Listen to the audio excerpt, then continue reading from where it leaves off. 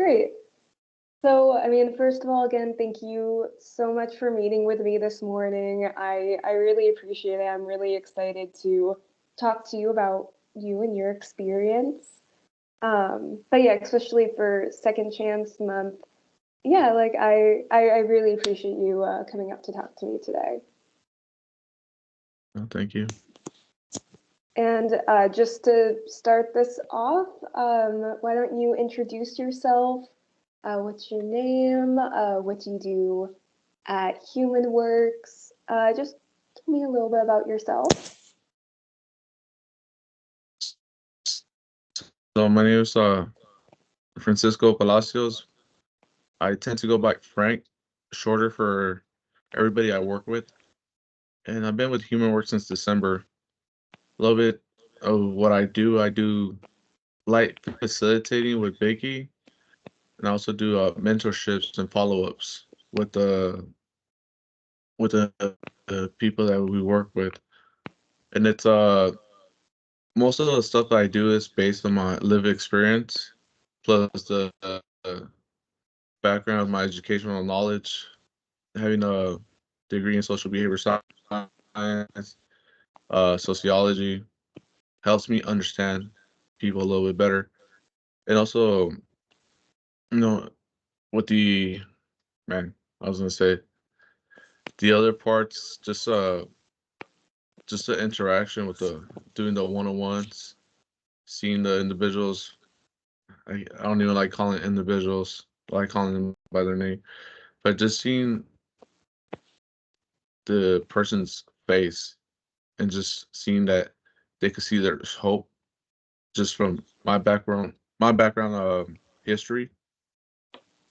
I was incarcerated for almost 17 years. So last week it was my release birthday of 2 years ago.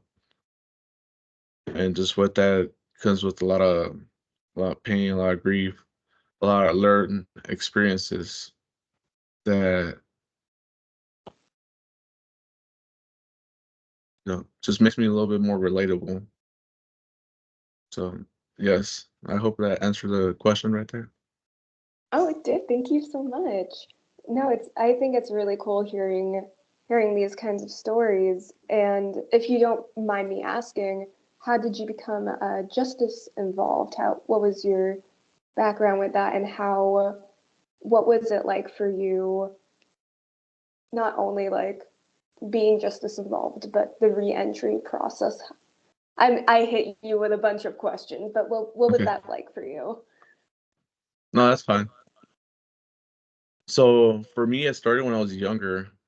Uh, I grew up in a household where the norm was very abusive, a lot of domestic violence, a lot of I had a lot of resentment towards my father growing up because in my eyes, he was just another person living at the house.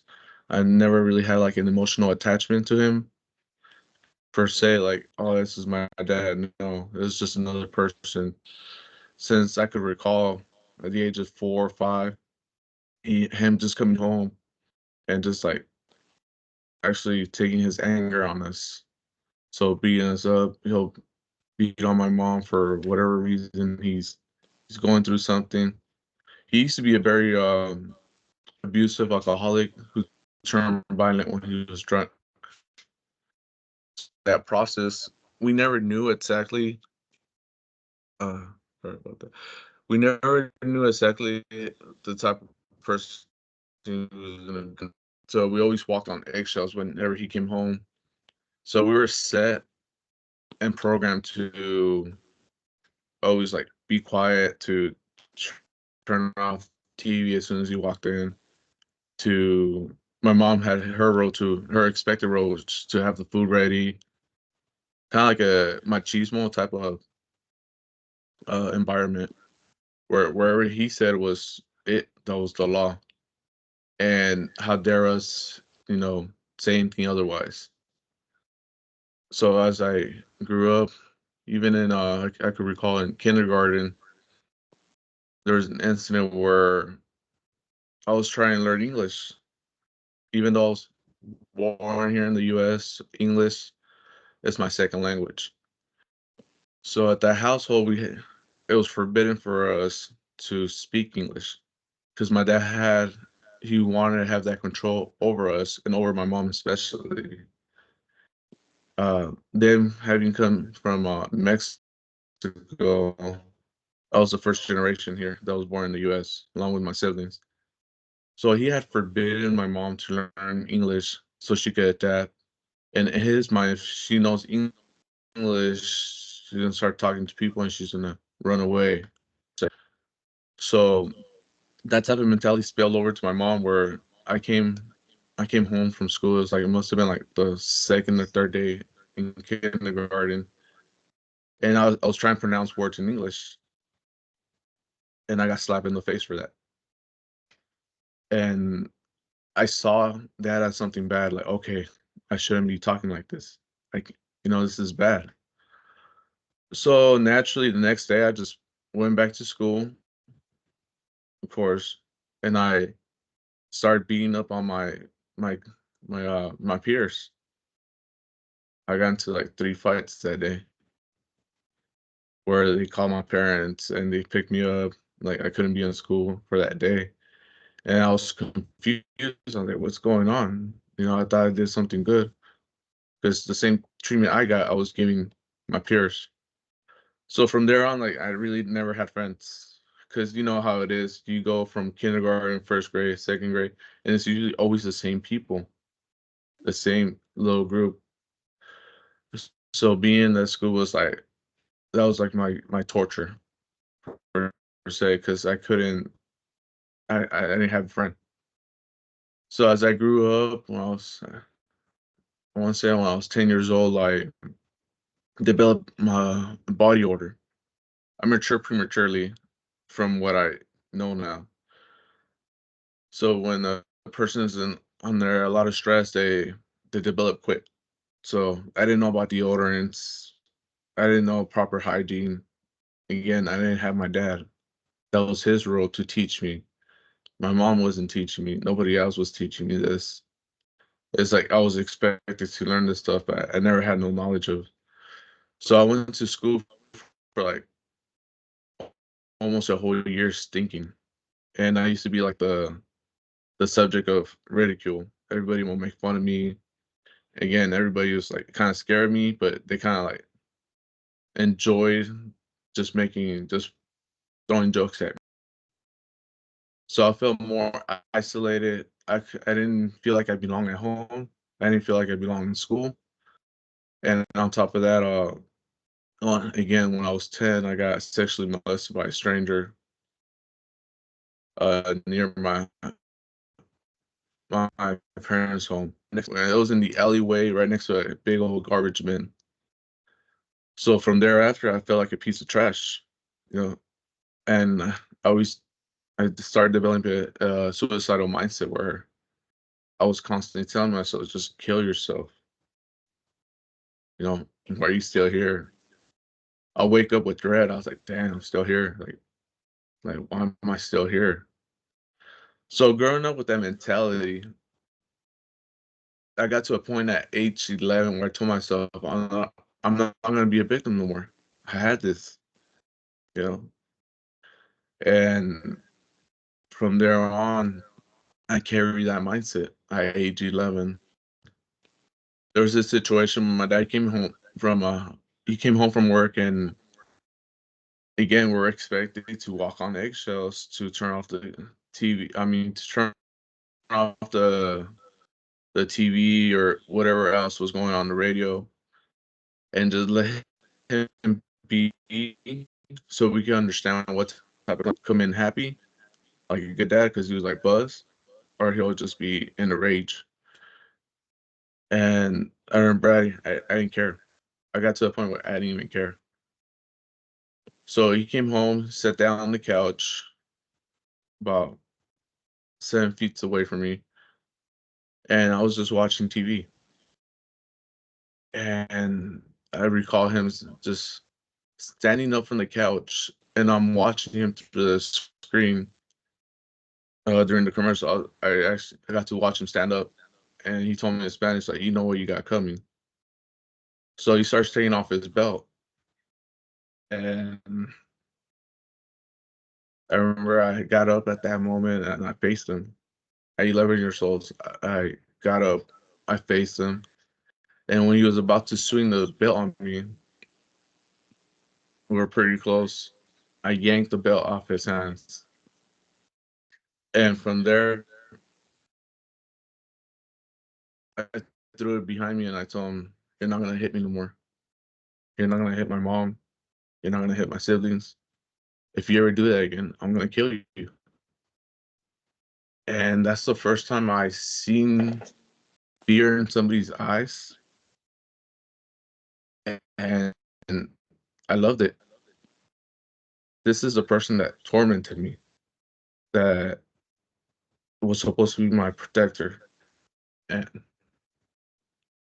he never did none of that. So that fear ignited something within me where I was like, I love this. I never had this, but I love it. The sense of false control over somebody. So as I grew up, by the age of 14, I started going out more. Um, so I started going out more with my older sibling, loves drinking. Then came the cocaine, speed, then meth. And once I tried all of that, I was like, man, this is good. Like, how come people ain't doing this? This is good. Back then, not knowing myself, I had a chemical imbalance where I was depressed this whole time. I didn't even know what depression was. I just called it stress. Oh, I'm just stressed. I'm just stressed. And fast forward, I started selling drugs, just pour my own habit. Started making which that was something new to me, and I love the role of just getting money, and also that fit into my defects of character where I saw myself. If I didn't want to be a victim, I have to have money, just like my dad. That was my role model to that part. That's the only thing that he motivated me to believe.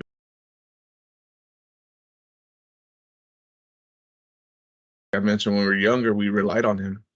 We were financially dependent on him to pay, and pretty much he could do whatever he wanted. He had that control over us. He wasn't a victim. Uh, he could drink, he could go out, be with whoever he wanted to be. At the end, we had to obey him. And me as a young child, a young teen, I saw that. I'm like, I want that. I don't want to be a victim no more. So it just kind of fit into my development where I had a suicide ideology.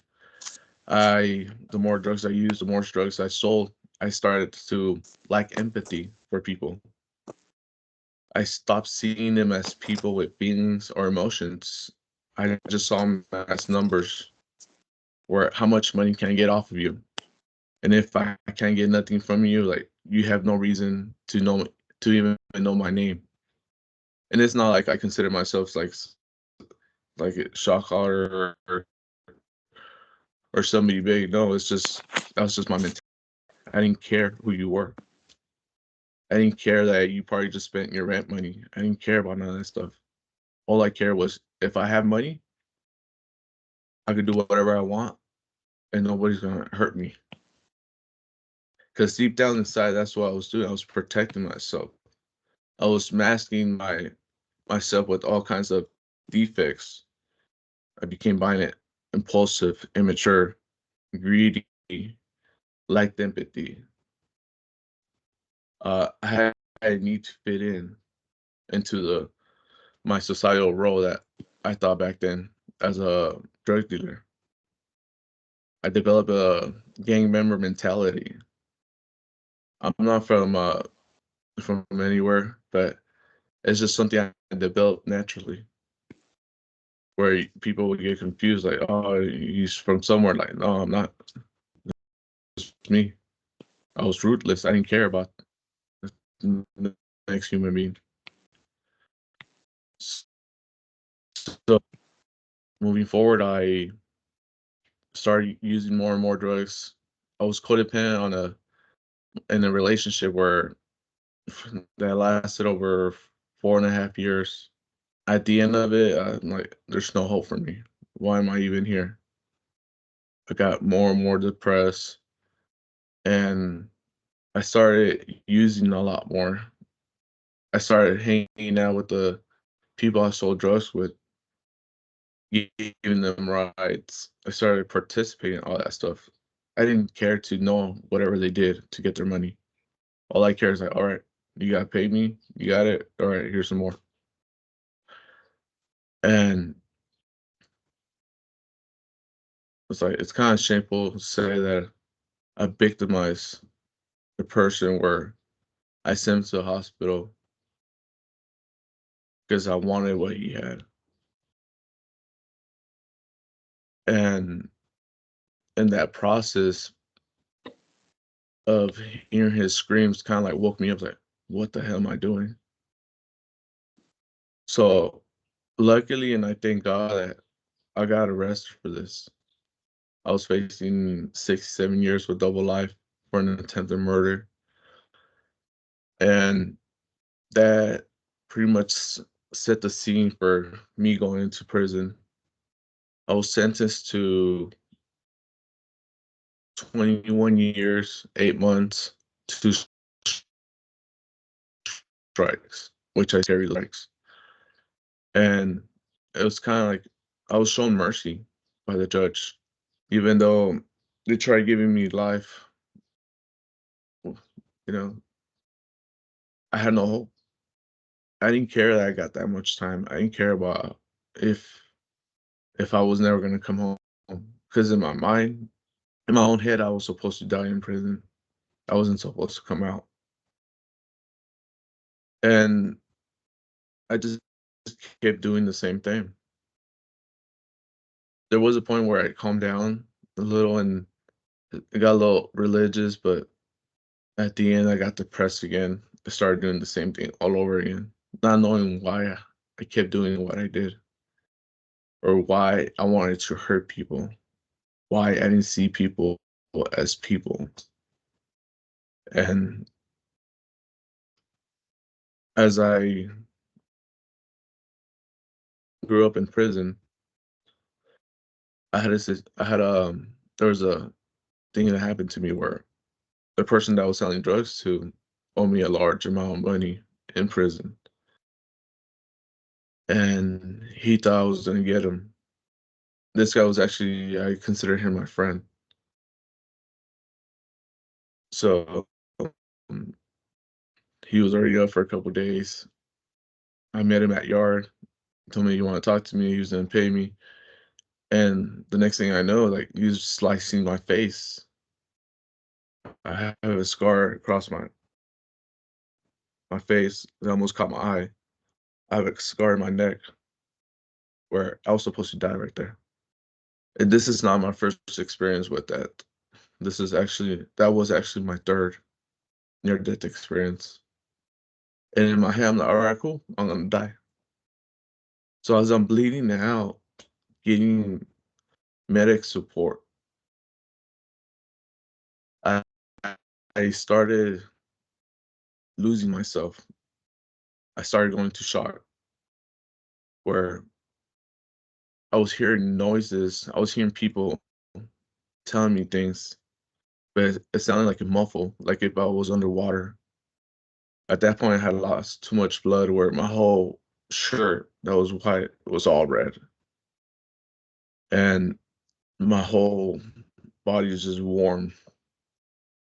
So I'm like, all right, I'm gonna die right now.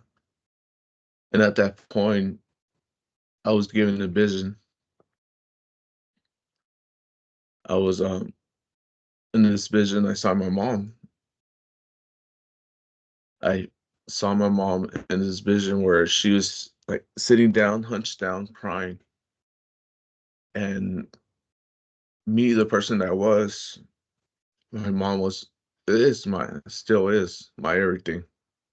She's the one person I swore to God to always protect from my father's beatings. So in this vision, as I'm calling out to her, I'm like, Ama, because she's just, like I said, I just want to comfort her. So she's crying. In my head, I started walking towards her because she's not responding. And I'm like, Ama, as I'm getting closer, she's not responding. She's keeps on crying. So I got close enough where I was able to kneel underneath her. This is all in my head. As I'm getting help, I lost too much blood, and I'm not conscious of that part no more. I'm in this vision with my mom, and I looked into her eyes, and I was able to look into her eyes that her tears were falling, and I saw my whole life right there.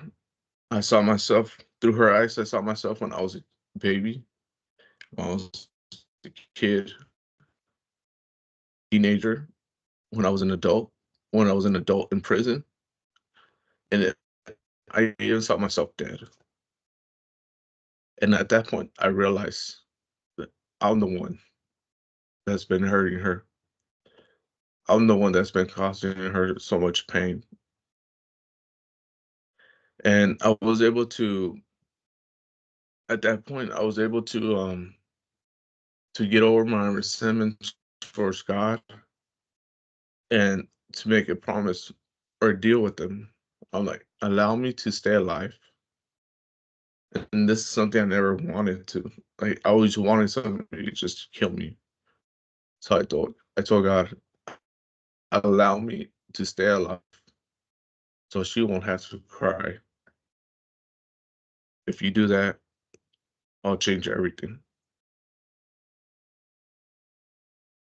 And moving forward, I was out for about 90 seconds. As I mentioned, I had lost too much blood. My body had gone into compulsion where I had no control over my body. I remember I remember waking up strapped down because the officers couldn't hold my weight no more as they had pinned me to a table. So I was strapped down. I looked in both my arms. I had IVs and I had about two people working on my neck. I went to the hospital, came back within hours with 26 stitches to my face.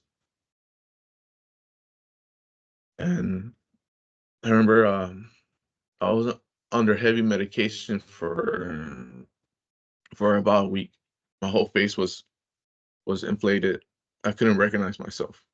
My eyes, my this part of my eye was shut. I thought I had lost it. And after the medication had worn off, you know, serious I had some serious thoughts. I'm like, why am I here? Why do I still want to hurt people? Because all I was thinking about was like getting my vengeance. I gotta get my pay. I gotta get mine. I gotta get mine. And naturally, if I couldn't get to a certain person, like I'll find somebody else to victimize. And I was like, nah, I don't want to do this no more. So I reached out to mental health and I wrote them like, can you help me?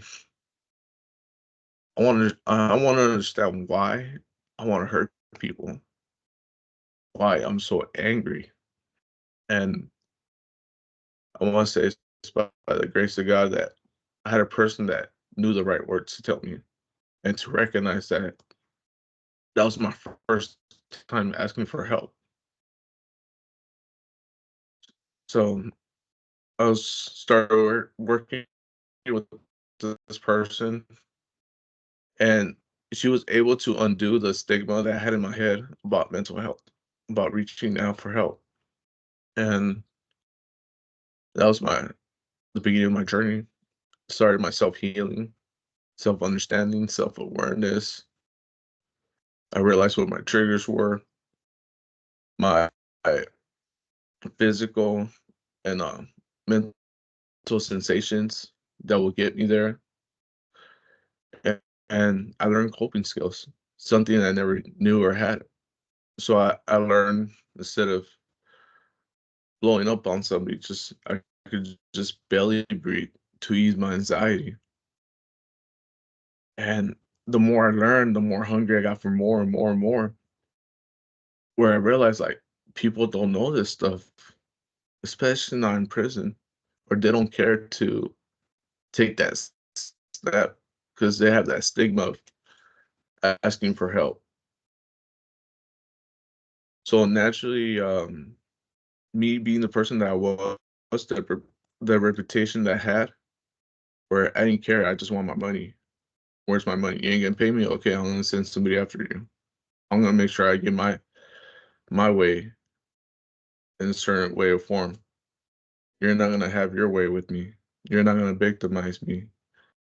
So going from that reputation to people coming up to me, hey, I know I still owe you money. I don't care. I don't care. You don't pay me. I don't want that no more. Then moving forward to the person that where I'm looking for people to help.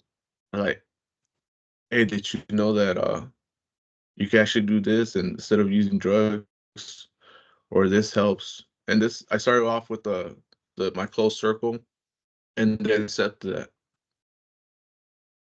They seen like, he's different. So they just let me be. Started getting more into my faith. I started learning more and ultimately I started just teaching self-help. I became a facilitator inside prison 3 years before my release, and I was helping people to understand themselves. And that's the that was my reward. Just seeing the glimmer of hope in their eyes, just like somebody gifted me, was worth everything. That's the reason why I do what I do, why I'm part of Human Works, because I understand and I know how it feels to be hopeless, how to have a suicide mindset. And once I was able to get out, I started doing the same thing. I mean, I was going to college inside prison. I ended up graduating from two community colleges with over 143 units and five, 5 degrees. And to me, this was like, I want more. I want more. So ultimately, by the time I was able to get out, I was doing the same thing. I actually got out to, I had to support my family, but I didn't want nobody to stop what they were doing for me. They have their own lives, they have their own children. I don't want none of that stuff. I had to do things for myself. So I was homeless for the first 6 months. I was living off my brother's shop, helping him out whenever I could, and just enroll into Cal State University Fullerton. And I was blessed with transitional housing.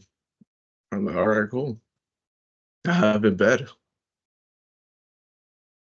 And that was my passion unfolding.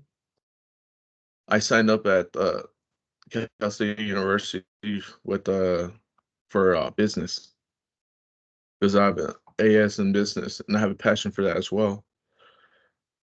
But as it came down to selecting my classes for business, I just couldn't do it. I couldn't do it, and I told uh my enrollment specialist like I can't get these classes because I have a bigger drive for something else. I want to help people.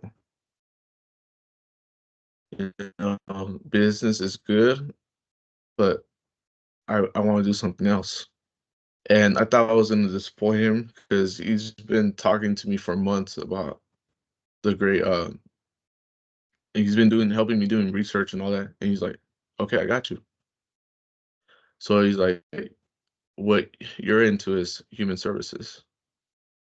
I'm like, "What's that?" So he started breaking it down. I was like, "I want that." And he started telling me about the different emphasis in human services. I was like, "I want addictions." So after the semester, I'll have only 2 classes left to do in human services with the emphasis of addictions, and I'm about to graduate. You know, going from the kid that had no hope to the person that wants to help people build their hope. Naturally, I came across Megan many times before I became part of her team. Uh, I was along with a colleague of mine from school. We developed a nonprofit called Phoenix Arise, which I still facilitate for Tuesdays and Thursdays. A group called CGA, Criminal Gang Anonymous, that still is in the works of helping people develop their self-esteem, their self-awareness through the 12 steps. And I crossed paths with Megan many times where I was like, okay, I know you. So we started talking to each other. She asked me to become a guest speaker. I did.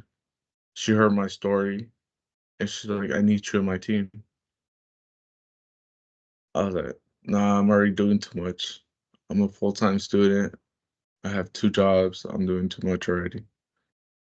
And I kind of like dismissed it. So Megan threw me an invite. I want you to come to LA. Just see what we're doing. You don't gotta say nothing. Just come and see what we do. So I sat down in one of her sessions. It was a graduation session. And I was mesmerized for what I was seeing. I was like, Megan's doing the same thing. She's giving these people hope. People are in halfway home, transitionals that are homeless. She's giving them hope. Like, damn, she's a rock star. I'm like, I'm like, how can I not be part of her team? I even told her, you got me. And I just started smiling. She started smiling. She's like, I know. So from there on, I've been part of her team as a facilitator and peer support.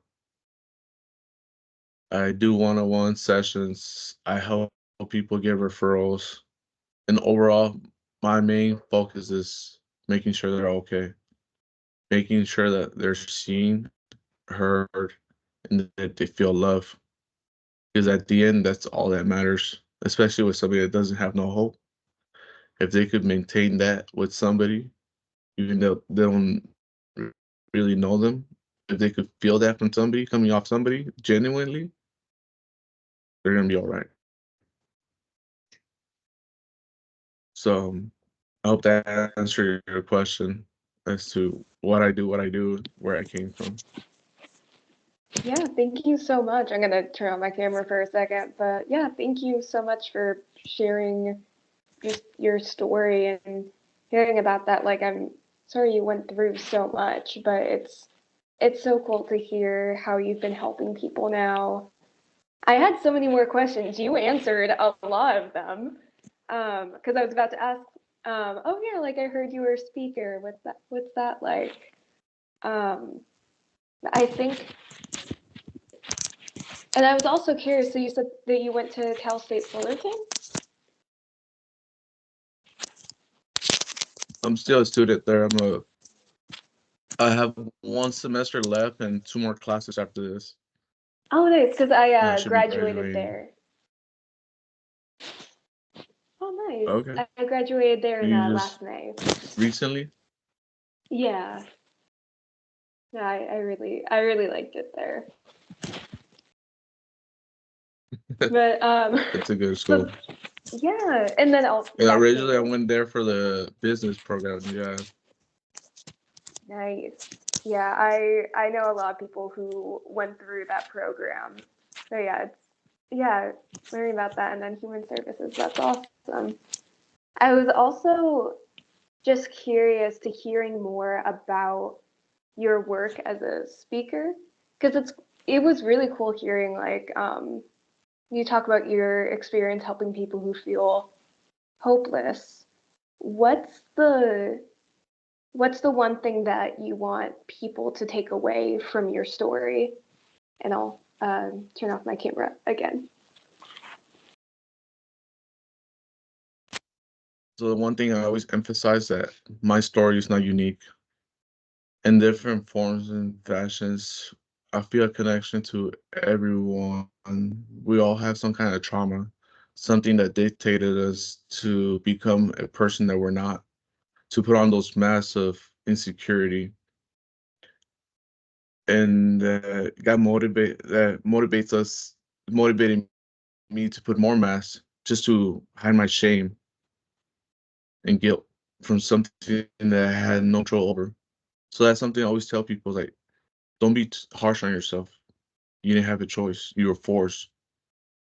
And start loving yourself. Start advocating for yourself. Ask for that support. Ask for that help. And I always give them my business cards, like, you could call me whenever. At least you'll know that there's somebody that actually cares for you. Because I could feel you. I could understand you. And I want to help you. So that's something I always let everybody know that I come across, that I feel that needs to hear that message when I share my testimony. Thank you. And I had, let me see, I have one more question for you, but what's the biggest thing you've learned, or a few of the big things that you've learned since working with Human Works?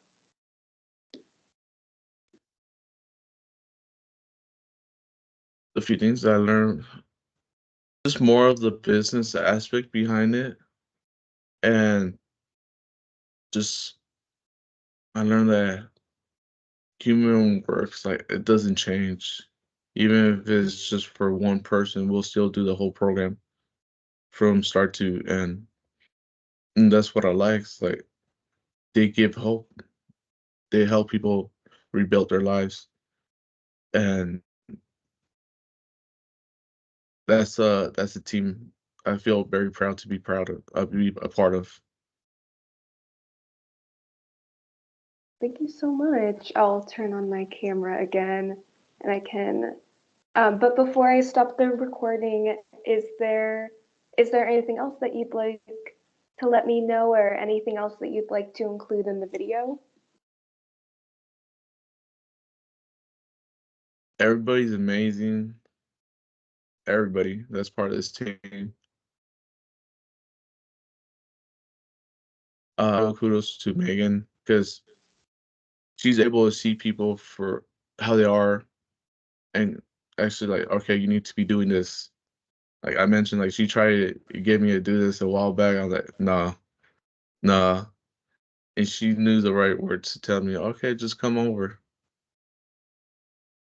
And she didn't tell me like what to expect or anything like that. It's just for me watching what they were doing and hearing other people when they were graduating, having that hope, like, this is my first time I graduate from something, and then feeling very proud. I was like, damn, like, you got me.